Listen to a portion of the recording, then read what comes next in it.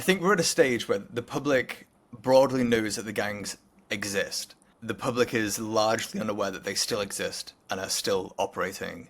They don't understand that, the initial gifts and attention and affection very quickly turns to coercion and violence and torture and threats, and that some of that violence and torture is really horrific. I want to ask about grooming gangs.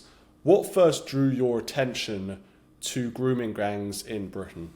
Yeah, it's an excellent question. I'm from Manchester, and I went to college in Chatterton, or I went to school in Chatterton and then college in Oldham. And I was in Oldham when the 2014 story, the Rotherham story broke. And it was that headline. I can actually still see the headline in my head. It was something like "Horrific Betrayal of 1,400 Girls," something like that. And it really, it deeply affected me. I think it's because of where I was. It was happening, in the places I'm from, in the places that I visit. It was happening to types of people that I knew. I think most of all, the most affecting thing, I think the thing that really made me care about it, is that nobody else really seemed to. I would go and try and talk to people, some of my friends, my university friends, about it, and they wouldn't. It's not that they wouldn't care, but they would. Their attitude was very much one of, oh, it's bad that happened, right, and not this like deeper concern of how did it happen? Why did it happen? Why did it happen here? It's still happening. Yeah, it was. I think for me very much. It was a very sharp shock of that initial. Not the initial story, but my initial story was the Rotherham one, the Rotherham headline. So you were really surrounded by this and in that community. And I know that more recently you've been doing some great work on trying to give transparency to what happened and what is still happening with the grooming gangs. Can you just explain your connection to that and what you've been up to? Of course, yeah. So back in January last year, I launched a crowdfunder to try and obtain the money to get the transcripts, the grooming gang transcripts, when I realized that the major barrier to them not being public was not because they weren't allowed to be public or because the survivors didn't want them public, because many of them, all of them I've spoken to, do want them public. It was that we couldn't have the money to do it. So I launched a crowdfunder to get the money, to raise the money to buy them. And we then had to do the work of mapping them. We mapped, I think, around 90 or so trials. We've acquired around half now, and we've released and redacted and released, I think, about 10. We have a full transcript, so not just sentencing remarks. We have a full trial transcript with a survivor that we're working with called Fiona Goddard, who's waived her right to anonymity. She actually waived her right to anonymity immediately after her trial concluded. And we've acquired her full transcript that cost us, I think, around 20,000. And we're in the process of having that redacted and published. And when we do, it will be the first publication of a full trial in recent British history. Can you give people an idea of why it's so expensive to release these court transcripts? Because I think most people would think, oh, well, this is public, right? I mean, you've just had this court, you just had this public trial. Why is it so difficult to release this stuff? Yeah, it's an excellent question, and it's one that I don't actually have an answer to. So in the US, the transcripts are made automatically under the assumption that any decision by a court can be challenged by a court of appeal. And if that process is triggered, obviously the transcript gets immediately sent. That isn't the case here. Transcripts are only made when they're requested. And each court seems to have one transcription company that essentially has a monopoly on that court, and they're given pretty long contracts. There seems to be very little oversight from the government, so they charge per word or per page, and there's no system where this is automatically done. In some cases, we've had transcripts that we've requested. The company has got back to us, or the court has got back to us, and said it's going to take us a while to get this because we need to go and hunt down the recordings. And initially, I thought they meant that they've lost it in a file system, but they meant that they literally have like boxes of tape recorders unlabeled, and they need to go and find them. The entire process is very archaic, and I think it's especially shocking to Americans that have PACER and are just a much more open and transparent court system in general than we do. And obviously the reason that you're doing this is because, as you say, a lot of the victims want this stuff exposed to the public. I presume that you feel that not enough people know the details of what actually happened and is happening to thousands of white British girls. Can you just give us an idea of, well, first of all, answer that. Do you think that enough people understand, they may have heard the word grooming gangs, but what actually that means is something quite horrific? Yeah, that's absolutely right. And I think we're at a stage where the public broadly knows that the gangs exist, or had existed. I think the public is largely unaware that they still exist and are still operating.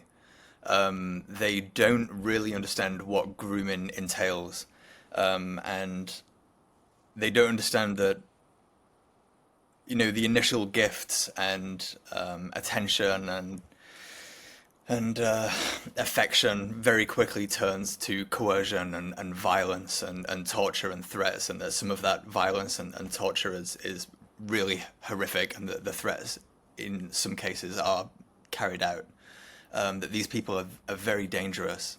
And I think one thing that really goes misunderstood, even by people that are familiar with the topic, is that these aren't grooming gangs. Like their primary purpose is not to groom these girls. They're really organized crime networks for whom the grooming and trafficking of these girls is just one facet of what they do, which is drug smuggling, weapons smuggling, money laundering, fraud. And the grooming is not just sexual. These girls will be groomed into handling weapons and drugs for them. They'll get criminal records. And these aren't isolated gangs. They're often networked. They know each other, and they seem to share a methodology. They seem to use the same kind of tactics, and even in some cases the same language, the same kind of words. I think one thing that the transcripts have really exposed that hasn't been covered or wasn't covered by media reporting at the time is just how interconnected these gangs are. So when we got the sentencing remarks, the judges laid out how and where girls have been trafficked across the country. And we worked with Charlie at GB News to literally map where each of the sentencing remarks had girls taken from and to. And you can see that it's really a web around the country that links, Rotherham to Birmingham to Bradford and Blackpool. These aren't isolated towns. These aren't really crimes of opportunity. It's quite strategic. Was there anything else that surprised you when you were reading these transcripts, or you think that people really should know about? Yeah, the key thing is grooming is not specific. It's not defined in law. But my understanding is that in order to secure rape convictions, and not necessarily just convictions for child prostitution or trafficking, they need to establish that grooming took place, that there was coercion, and that these girls were pressured and weren't making these choices and putting themselves into these situations of their own volition. And a lot of that rests upon the testimony of social workers. And in a lot of cases, with a lot of the survivors that I've spoken to, the social workers were really not on their side. They used pretty horrific language towards them in their case notes. They will describe them as, manipulative and poisonous, and that they're not taking responsibility and stuff like this. And my initial thought upon approaching the topic was that this was a failure of police. The police weren't investigating these crimes. They were, they would find a girl in a car with a man that was very clearly decades older than her, and they wouldn't they wouldn't arrest him, right? And they could even for statutory rape charges. And I thought that was the extent of the barriers to these girls getting justice. But the truth is, even when the police arrest these men, and even when the CPS face charges, when it comes to actually proving this stuff in trial, there's a barrier with just the kind of institutional attitudes towards these girls from social services that prevents a lot of these, or makes it a lot more difficult in these cases to get rape convictions. It's really. I think the most astonishing thing is that just the number and the level of barriers in order to actually secure justice to get a conviction is, even as someone that was familiar with the topic, is way beyond what I expected. So it's incredibly difficult for these victims to get justice, is what you're saying. Do you think that there's lots and lots of girls who have been unable to get justice against their attackers, against the people who raped them or groomed them and so on, because of these loopholes that they're having to jump through, or because of all these other things, with the social workers, with the police and so on? Absolutely, yeah. I was hoping that if we get all of the transcripts that we can, we could maybe begin to answer the most burning question in my mind, which is how many girls have actually been affected by this. But over the course of this last year, I've realized that although I think we'll be able to make a good estimate, I don't think we'll ever actually know, just because of how many die. They just don't make it. Like they because of the process of grooming and the introduction of like very serious levels of drugs and alcohol, and very serious drugs. We're not talking like weed. Like, they're introduced at a very young age to cocaine and crack and heroin. A lot of them just end up falling into a very, very destructive lifestyle.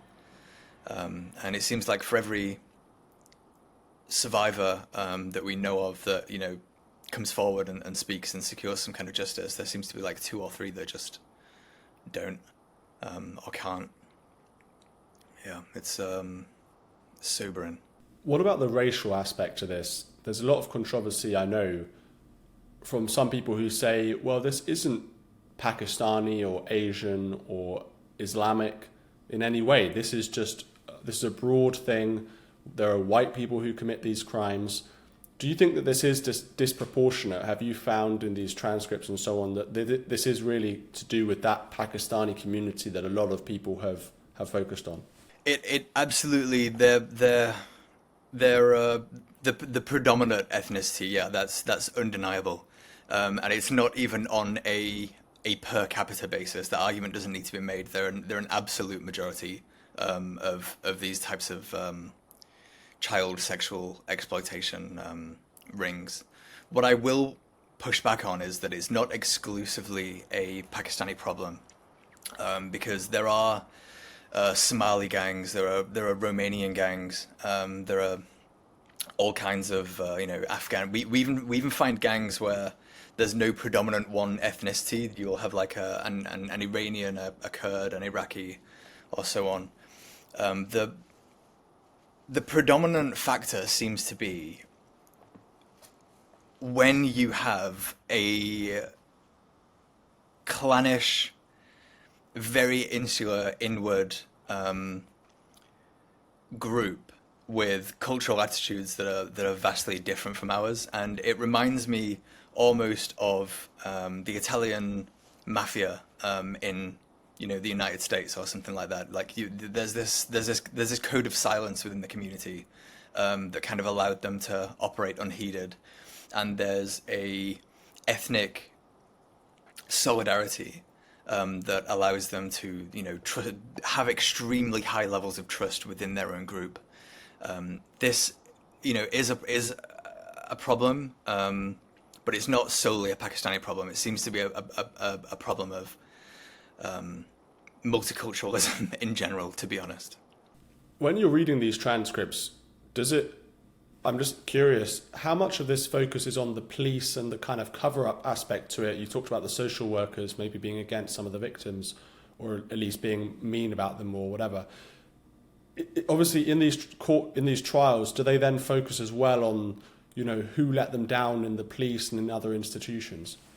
They do not, which is why I think quite a bit more work needs to be done. This is even within the people that understand this topic and have followed it and are interested in it. There's the idea that the police were negligent, but the truth is, in many cases, the police were complicit. It's not a problem of dereliction of duty, although that is a problem, obviously, in many cases.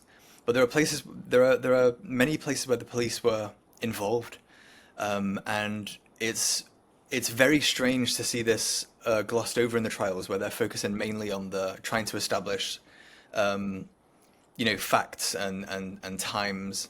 And evidence to prove that there was coercion and that certain men were there.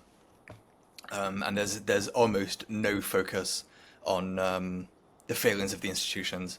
And one of my great fears with this is that if we overly focus on just the perpetrators, we really are kind of missing the obvious corruption in plain sight in the institutions that's allowed this to happen. And the perpetrators, as horrific as these crimes obviously are, they're really just a symptom of the fact that our cultural immune system is not working. The white blood cells are not being developed. They're not being deployed. Now, there is a national inquiry that Keir Starmer has instigated into grooming gangs. Are you hopeful that this will expose some of this stuff? Are you happy about the fact that this inquiry is taking place, or do you feel that it will be insufficient? I have to reserve judgment on it. I think I'm happy that it's taken place. And although I share some people's concerns about its potential structure, its potential chair, and whether or not it will investigate what it needs to, in the end, they will have to do this out in the open. And we can see from the model of other inquiries that, just having these open hearings and open reports allows people to criticize them, allows people to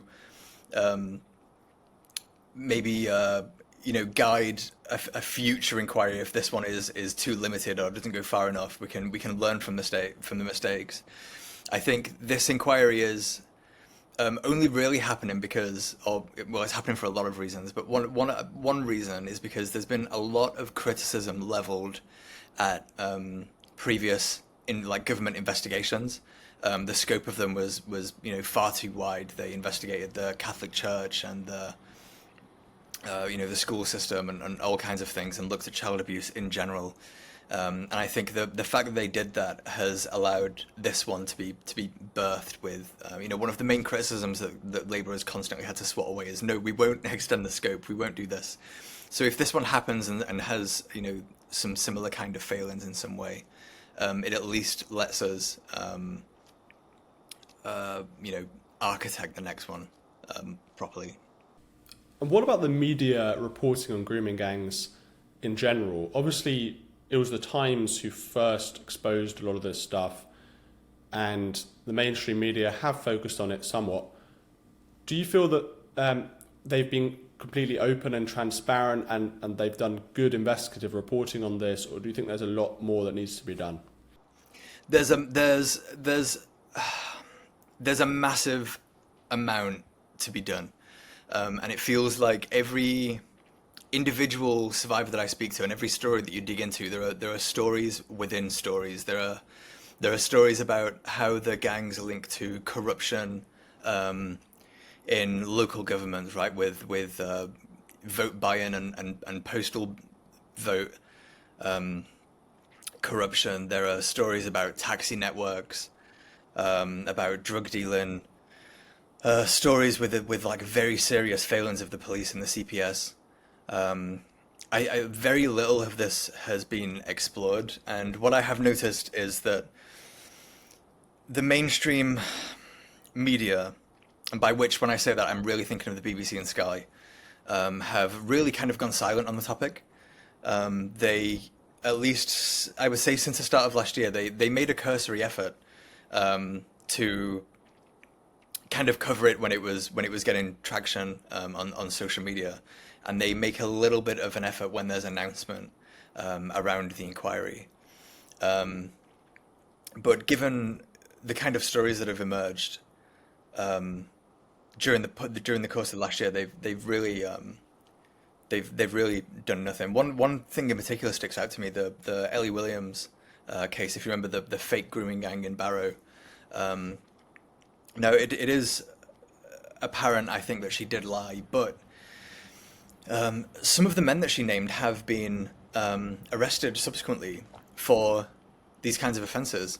And the story there is absolutely fascinating. You would think that these institutions that took the time to make a documentary and make, really put into the spotlight that there was a fake grooming gang accuser would subsequently follow up with what is a far more interesting story, which is that she does appear to have lied, but seems to have named men that were groomers anyway.